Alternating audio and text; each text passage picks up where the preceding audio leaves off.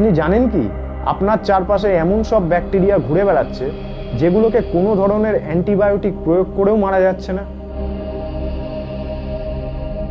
আর আশঙ্কার কথা হচ্ছে আমাদের পরিবেশে এই ধরনের ব্যাকটেরিয়ার সংখ্যা কিন্তু দ্রুত হারে বাড়ছে। বহু মানুষ দিনের পর দিন কিন্তু এই ধরনের ব্যাকটেরিয়া দ্বারা আক্রান্ত হচ্ছেন, আর তাদেরকে কার্যত বিনা চিকিৎসায় মারা যেতে হচ্ছে। বিজ্ঞানীদের আশঙ্কা, এখন থেকে সতর্ক না হলে খুব দ্রুত এই ঘটনা অতিমারীর আকারে সারা বিশ্বে ছড়িয়ে পড়বে। সেই কারণে গত 18 থেকে 24 নভেম্বর বিশ্ব স্বাস্থ্য সংস্থা এই ব্যাপারে সাধারণ মানুষকে সতর্ক করতে সচেতনতা সপ্তাহ পালনের ডাক দিয়েছিল। বিশ্ব স্বাস্থ্য সংস্থার আশঙ্কা 2050 সালে এই কারণে বছরে 1 কোটি মানুষের মৃত্যু হবে। সাম্প্রতিক কিছু গবেষণায় উঠে এসেছে আমাদের রাজ্যেও অ্যান্টিবায়োটিক প্রতিরোধী ব্যাকটেরিয়ার সংখ্যা দ্রুত হারে বাড়ছে। ফলে রাজ্য সরকারকে এই ব্যাপারে একটু নড়ে চড়ে বসতে দেখা গেল। ইতিমধ্যেই রাজ্য সরকার অ্যান্টিবায়োটিকের লাগাম ছাড়া ব্যবহার রুখতে 90 পাতার একটি নির্দেশিকা জারি করেছে। এখন তাহলে প্রশ্ন হচ্ছে, অ্যান্টিবায়োটিকের লাগাম ছাড়া ব্যবহারের সাথে এই মারণ ব্যাকটেরিয়ার সম্পর্ক কি, যে কারণে সরকার অ্যান্টিবায়োটিকের অতিরিক্ত প্রয়োগ রুখতে চাইছে? আর এই ঘটনার জন্যই বা কে দায়ী? এবং এই যে আসন্ন মহামারী, এই মহামারী থেকেই বা বাঁচার উপায় কি?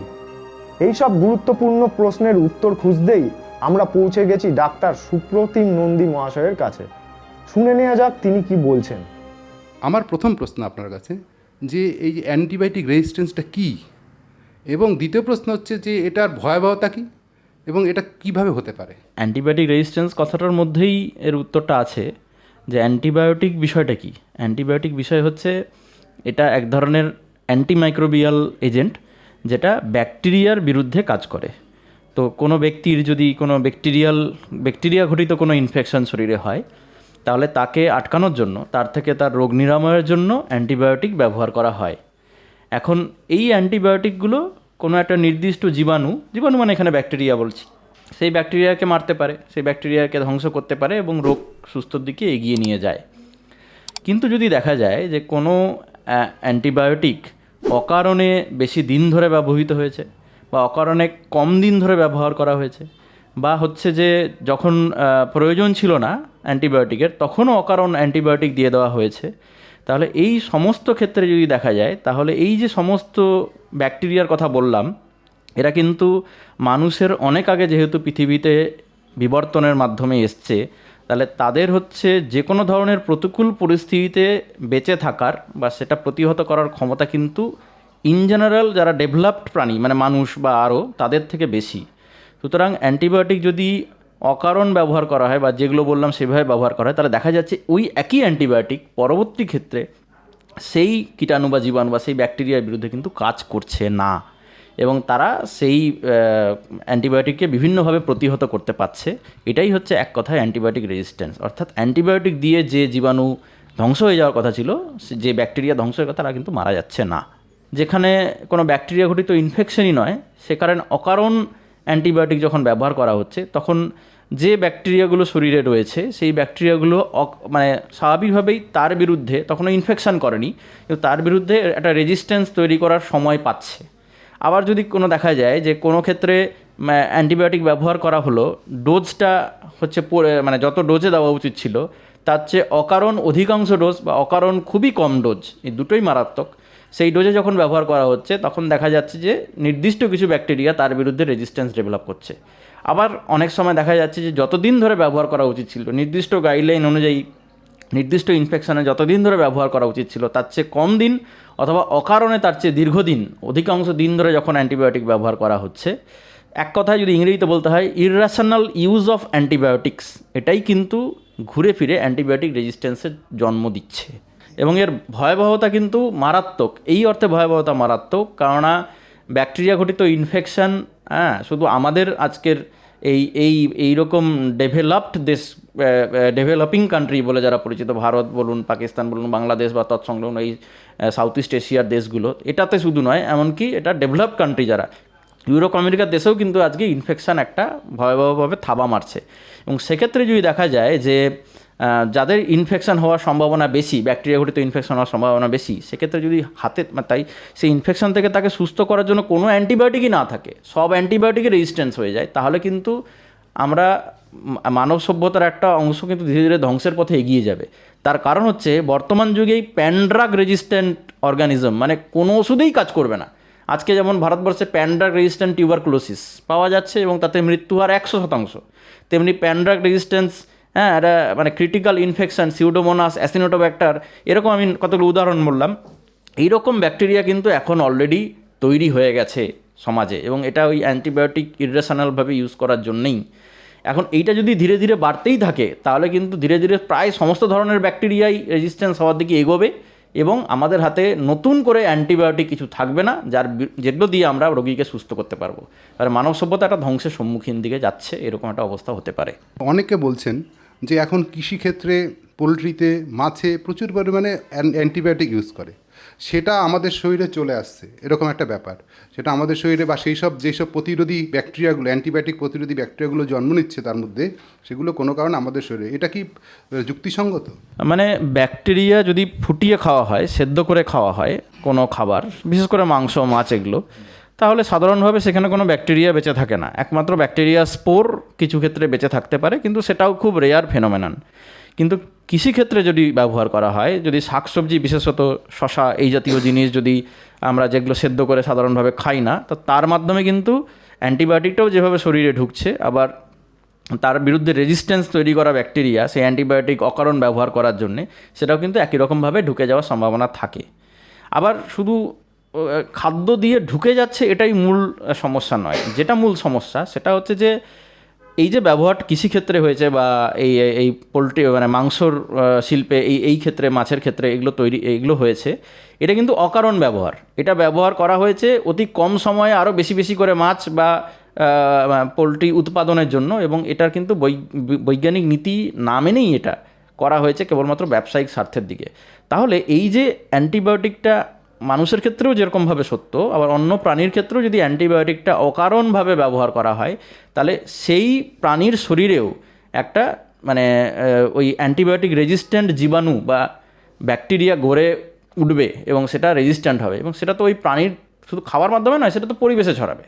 মানে ওই প্রাণী থেকে সেই ব্যাকটেরিয়া, বা ওই ফলমূল বা ওই শাকসবজি থেকে সেই ব্যাকটেরিয়া তো আর শুধু ফলমূলের মধ্যে সীমাবদ্ধ থাকবে না, সে মাটিতে ছড়াবে, সে আকাশে বাতাসে ঘুরে বেড়াবে, তাহলে ওটা মানুষেও আসতে পারে। ওটা মানে এমন প্রয়োজন নেই ওটা খেতেই হবে, তাহলে ওটা কিন্তু এমনিই আসতে পারে। এবং এই কারণে এই ধরুন এই পোলট্রিতে কোলিস্টিন বলে একটা অ্যান্টিবায়োটিক দীর্ঘদিন ধরে পোলট্রিতে ব্যবহৃত হয়েছে তার ইন্টেস্টিনকে ক্লিয়ার করার জন্য, অকারণ ব্যবহার করা হয়েছে। ফলে কোলিস্টিন রেজিস্ট্যান্ট জীবাণু যে আমরা আজকে দেখছি, তার একটা অন্যতম কারণ কিন্তু এই পোলট্রিতে কোলিস্টিন অকারণ ব্যবহার। সেই জীবাণুগুলো তার পায়খানা বা ইত্যাদির মাধ্যমে মাটিতে মিশেছে, সেখান থেকে কোনোভাবে মানুষে আসতে আর কতক্ষণ আর কি। আরেকটা শব্দবন্ধের সাথে আমরা পরিচিত যে অ্যান্টি মাইক্রোবিয়ালস রেজিস্ট্যান্স। এই যে অ্যান্টিবায়োটিক রেজিস্ট্যান্স আর অ্যান্টিমাইক্রোবিয়াল রেজিস্ট্যান্স, ফারাক কি? অ্যান্টিমাইক্রোবিয়াল কথাটা একটা বড় টার্ম। অ্যান্টিমাইক্রোবিয়ালের মধ্যেই অ্যান্টিবায়োটিক পড়ে, যেটা ব্যাকটেরিয়ার এগেনস্টে কাজ করে, ব্যাকটেরিয়ার বিরুদ্ধে কাজ করে। অ্যান্টিভাইরাল পড়ে, যেটা ভাইরাসের বিরুদ্ধে কাজ করে। অ্যান্টিফাঙ্গাল পড়ে, যেটা ফাঙ্গাসের বিরুদ্ধে কাজ করে। আবার অ্যান্টি হেলমিনথিক, অ্যান্টি প্রোটোজোয়াল, কৃমি ইত্যাদির বিরুদ্ধে কাজ করে, সবটাই রয়েছে আর কি। এখন যেহেতু মানে অনেক ক্ষেত্রেই অ্যান্টিবায়োটিক ব্যবহারটা নির্দিষ্ট নিয়ম মেনে হয়নি, ঠিক একই রকমভাবে হ্যাঁ আমাদের অ্যান্টিমাইক্রোবিয়ালও যা রয়েছে, সেই অ্যান্টিমাইক্রোবিয়ালও অনেক ক্ষেত্রে নির্দিষ্ট নিয়ম মেনে, র্যাশনালিটি মেনে অনেক ক্ষেত্রে ব্যবহার হয়নি। ফলে আজকে শুধুমাত্র ব্যাকটেরিয়ারাই নয়, আজকে ফাঙ্গাস বলুন, আজকে অনেক ভাইরাস বলুন, আজকে ইভেন কি অনেক ক্ষেত্রে যাদের মারা সবচেয়ে সহজ, হ্যাঁ কৃমি জাতীয় প্রাণী, মানে হেলমিনস যাদের বলা হয়, কি প্রোটোজোয়া যাদের বলা হয়, তাদের ক্ষেত্রেও রেজিস্ট্যান্স দেখা যাচ্ছে।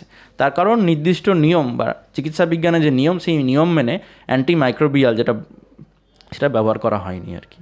আচ্ছা, এই যে আপনি বলছেন চিকিৎসা বিজ্ঞানের যে বেসিক নিয়ম মানা হচ্ছে না, তাই তো? এর জন্য আমাদের সরকার, কেন্দ্র রাজ্য সরকারের স্বাস্থ্যনীতি কি দায়ী না? হ্যাঁ, স্বাস্থ্যনীতি তো অবশ্যই দায়ী।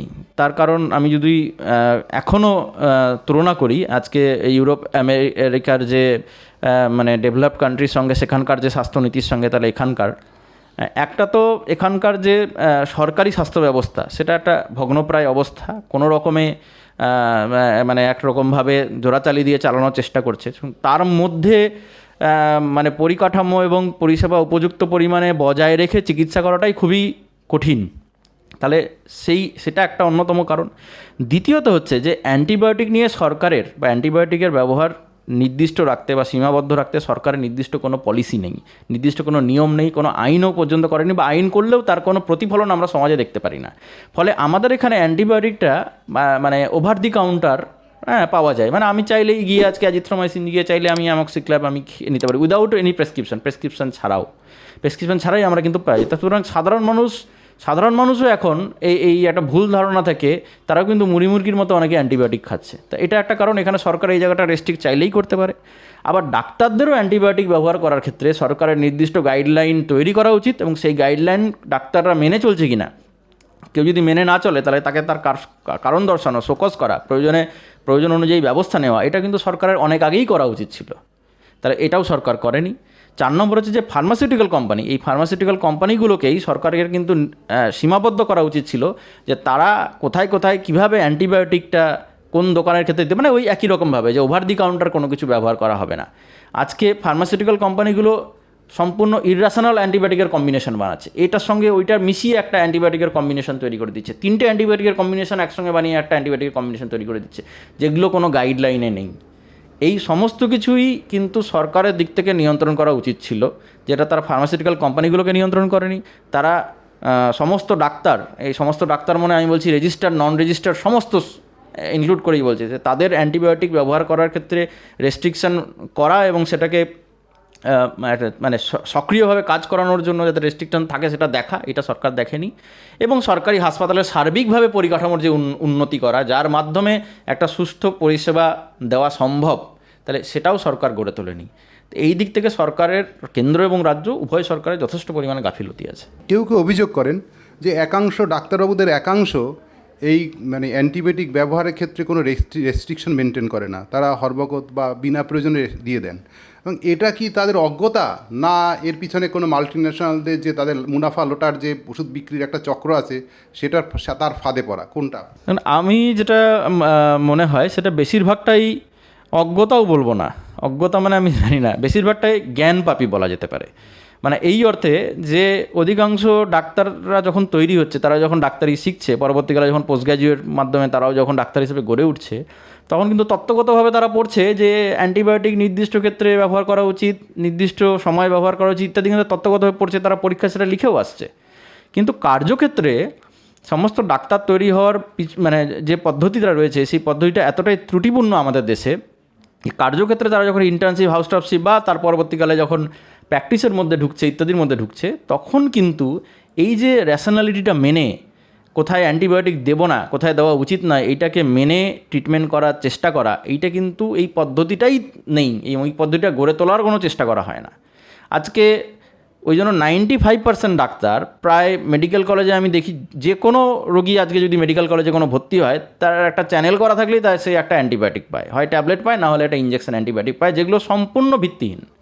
ঠিক একই রকমভাবে বহু প্রাইভেট নার্সিংহোমগুলোতেও আজকে অকারণ অ্যান্টিবায়োটিক দেওয়া হয়, কিন্তু এই অ্যান্টিবায়োটিকের কারণ অনেকাংশেই কিন্তু একটা অ্যান্টিবায়োটিক না দিলে কি চলে, একটা অ্যান্টিবায়োটিক দিতে তো হয়ই, এইরকম একটা ধারণার বশবর্তী হয়ে অধিকাংশটাই এসেছে। এবং 95% ডাক্তার এটা জানেন, কিন্তু বা তারও বেশি এটা কিন্তু জানেন যে এই জায়গায় অ্যান্টিবায়োটিকটা না দিলেও চলে, কিন্তু তারা আবার ওই 95%-এরও বেশি ডাক্তার অ্যান্টিবায়োটিকটা দিয়েই থাকেন একটা কী বলবো, একটা অভ্যাসগত কারণে, একটা হ্যাবিটের কারণে, বা এইটা বলুন তারাও জানে না দিলেও হয়, কিন্তু না দিলে কি চলে, এরকম একটা ধারণা থেকে।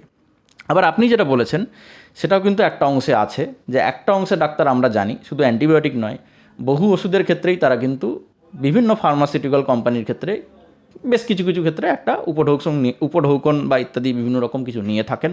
কিন্তু এই সংখ্যাটা সমাজে খুব যে বেশি পরিমাণে রয়েছে এটা আমি বলবো না, কিন্তু তারা মানে বিভিন্ন ওষুধ সেই কোম্পানি যারা সেটাই তারা প্রমোট করেন বিভিন্ন রকমভাবে, এবং ফার্মাসিউটিক্যাল কোম্পানিগুলো এর মাধ্যমে বিভিন্ন রকম অ্যান্টিবায়োটিক, বহু ক্ষেত্রে সেগুলো অকারণ বহু অ্যান্টিবায়োটিক, বিভিন্ন ক্ষেত্রে বহু ডাক্তার এর শিকার হন বা এর বশবর্তী হন।